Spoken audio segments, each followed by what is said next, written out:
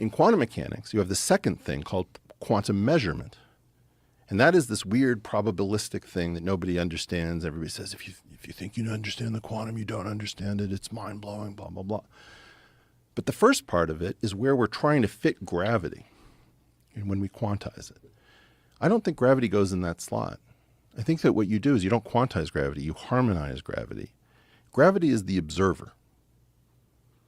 We say, well, when you make an observation, well, who's doing the observation? Is Joe doing the observation? Is Jamie doing the observation? Who's doing this observation? Who has the right to use the second rule for collapsing the state vector with Schrodinger's cat and all entanglement weirdness?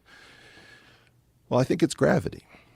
I think that part of the story is that gravity is the observer through something called a pullback operation.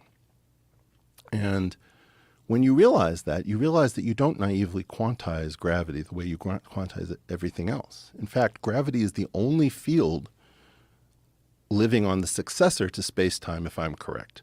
There are two spaces called X and Y. All the cool stuff in here, the electrons, the quarks that make up everything that you and I are, is living on Y, except for the metric, the rulers and the protractors, which lives on X, which is how you keep gravity separate. And the unification is the unification of these two things in a structure called a bundle. Now, people will go over this, and I'm sure professors will say, well, this is what Eric was saying. Well, he's full of shit. No, he's actually making a point.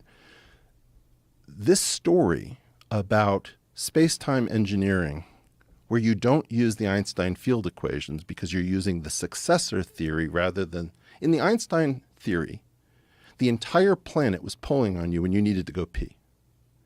And your legs, I mean, you're obviously buff, you're fit.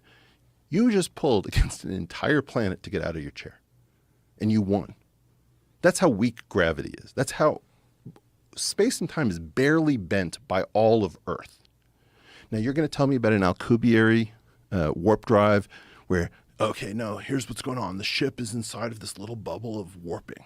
No, it isn't. If somebody's space-time engineering and they can get here from very far away, they're not using general relativity in the standard model, my friends. They're using a successor theory, and we have become pussies.